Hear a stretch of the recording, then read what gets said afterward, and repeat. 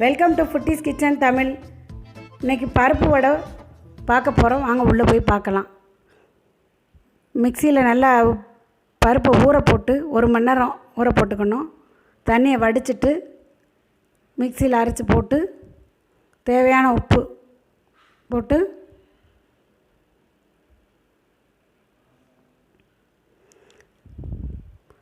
மிக்சியை அடித்து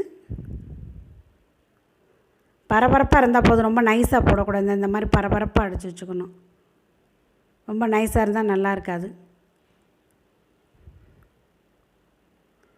அதோட நல்லா நிறைய சின்ன வெங்காயம் பொடிசாக கட் பண்ணி, கருவேப்பிலை, இஞ்சி, பச்சை மிளகா,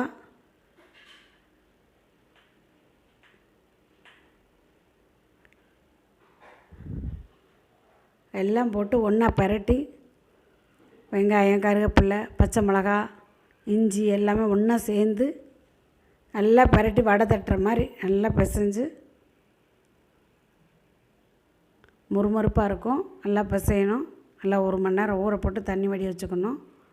எல்லாம் பிசைஞ்சு வச்சுட்டு இந்த மாதிரி உருட்டி தட்டி, இப்படியும் தட்டி போடலாம், தட்டி வச்சுக்கலாம்.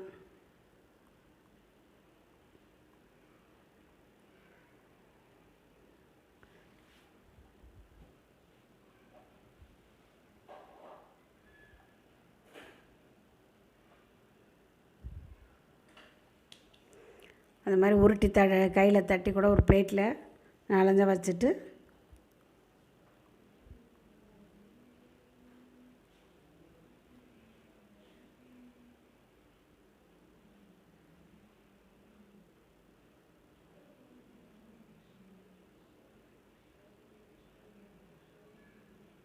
இந்த மாதிரி பிளேட்டில் நல்லா தட்டி வச்சுக்கிட்டு ஒரு கடாயில் நல்லா நிறைய எண்ணெய் ஊற்றி, நல்லா எண்ணெய் காஞ்சி வரவும்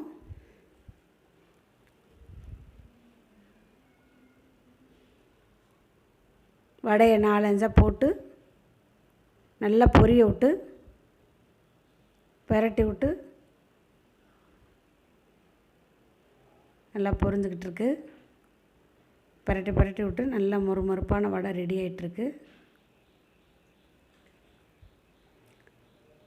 இது மோர் குழம்பு வச்சு கூட சூடாக போட்டு விட்றலாம். சாம்பார் சாதத்துக்கு எல்லாத்துக்குமே நல்லாயிருக்கும். இந்த ரெடி ஆயிடுச்சு. இந்த வடை ரெடி ஆயிடுச்சு. எண்ணெயிலேருந்து அரைச்சி எடுத்து வச்சுட்டு நல்லா மொறுமொறுப்பாக நல்லாயிருக்கும். சின்ன பிள்ளைங்களாம் விரும்பி சாப்பிடுவாங்க. டேஸ்டானது.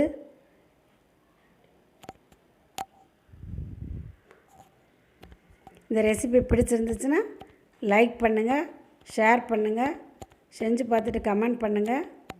மறக்காமல் சேனலை சப்ஸ்கிரைப் பண்ணுங்கள்.